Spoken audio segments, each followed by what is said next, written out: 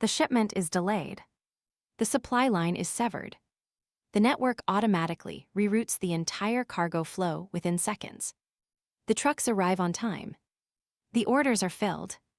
The dashboard glows green. The operations manager receives a performance bonus for a successful crisis response. A massive global network absorbs a violent shock and continues to function without interruption. But the next month, the same disruption repeats. The network reroutes again. The trucks arrive on time again. The heroics are celebrated once more. By the third month, the system operates at its absolute physical limit. The green dashboard masks a structure that is vibrating under the pressure. Why does a series of successful reactions lead directly to a total collapse? A logistics giant shuts down 3 major ship centers to streamline operations. The remaining hubs handle the surge. The data indicates a successful transition. But when a single snowstorm hits, the entire regional network freezes for 10 days.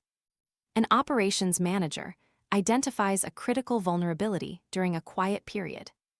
They request a budget to rebuild the sorting architecture. The request is denied because the current system has never technically failed.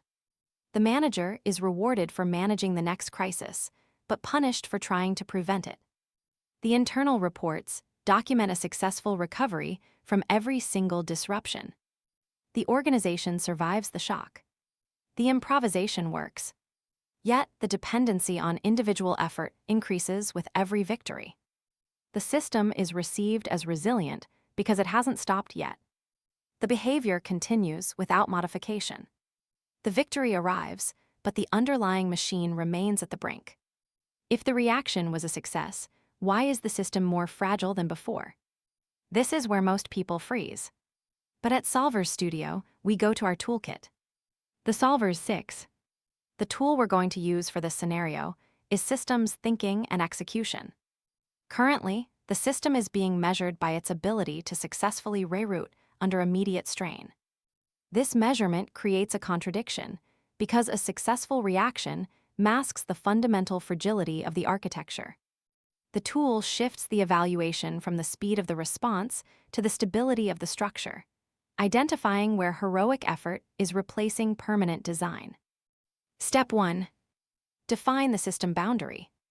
Isolate the sequence of operations that begins with an external shock and ends with a critical delivery failure. By quantifying the maximum allowable strain before the system enters crisis mode, it becomes visible that successful rerouting was actually a signal of near collapse.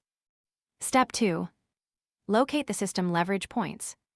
Identify the specific nodes, such as a single distribution hub, where temporary fixes introduce maximum fragility.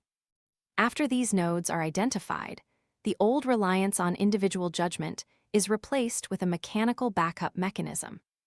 Step 3. Mandate a new operational rule.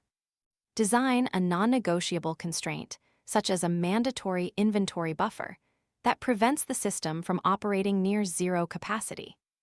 Future decisions change because the cost of resilience is shifted from high-stress human effort to predictable structural architecture.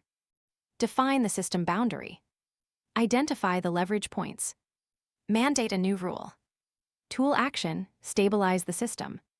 Now let's apply the same process somewhere else.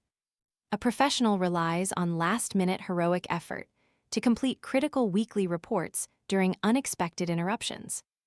By applying the tool, they define the boundary of critical tasks and identify the single point of failure in their schedule. They mandate a new rule to create a pre-built draft a full week before the deadline. The dependence shifts from the stress of the reaction to the stability of the planned execution. The structural flaw is no longer masked by successful effort. The fragility of the old mechanism is now visible and corrected through design. Stability is no longer a result of trying harder. It is a result of changing the structure. Action is the natural consequence of this corrected focus. See you in the next video.